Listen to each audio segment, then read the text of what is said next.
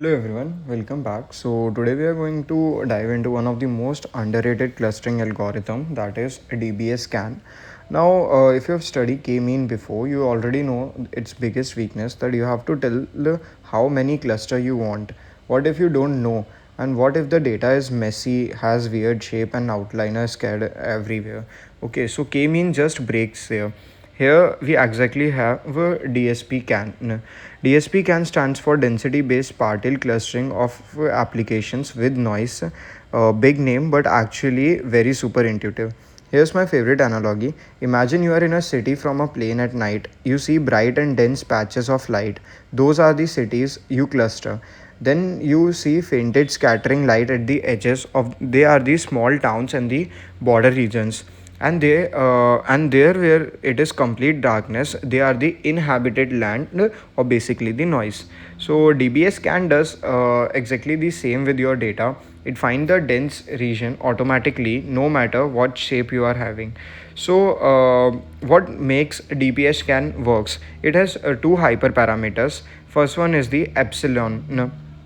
Think of it as a radius. For any point in your data, epsilon define the neighborhood around it. If two points are within epsilon distance of each other, then they are neighbors. Second is the min points, the minimum number of points that are needed to go inside that epsilon radius for a region can be considered as dense. Now based on this, every single point in your data set get three labels. First, a core point. This point has at least min point neighbor within its epsilon radius. It's sitting in the heart of the dense region. Second is the border point. It doesn't have any enough neighbor to a core point itself, but it is sitting close to it. So it's the edge of the cluster. Finally, the noise point. It's not a core point, it's not a nearby point to any core, it's the label that has a -1. So it's an outliner. TBS scan doesn't force it into any of the cluster, it just called it as a noise.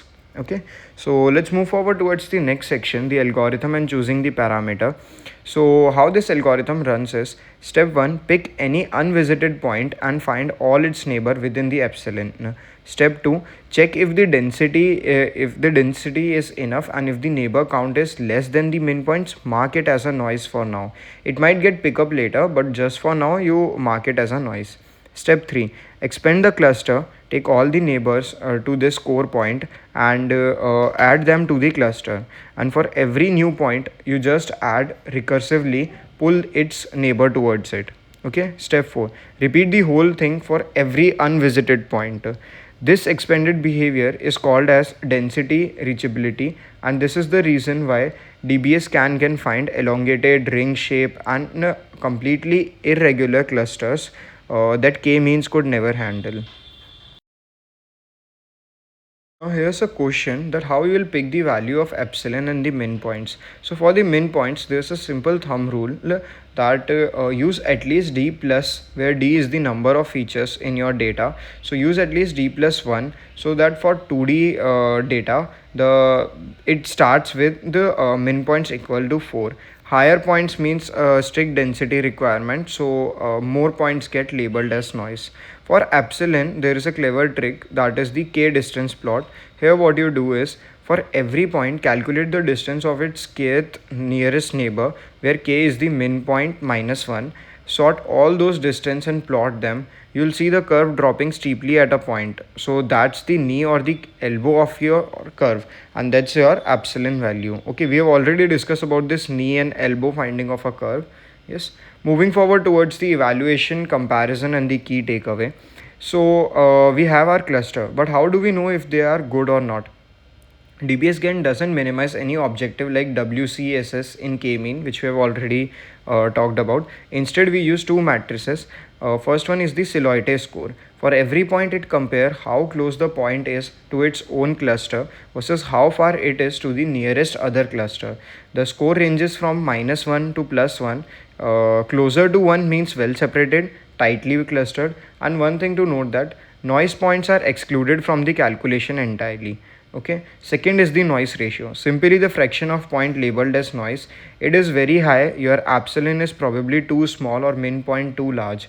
If it is 0, you will likely merge everything into a giant cluster, so the epsilon value will become too big. Now let's just quickly compare DBSCAN with the other two big clustering algorithms.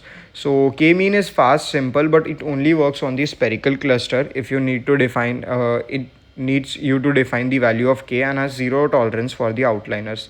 Hierarchical clustering can handle arbitrary shapes, but it is slow, O of n squared, and it can partially handle the noise only. Third, DBSCAN, as we have discussed, that it can find the arbitrary shapes, detect the noise explicitly, and doesn't need any K.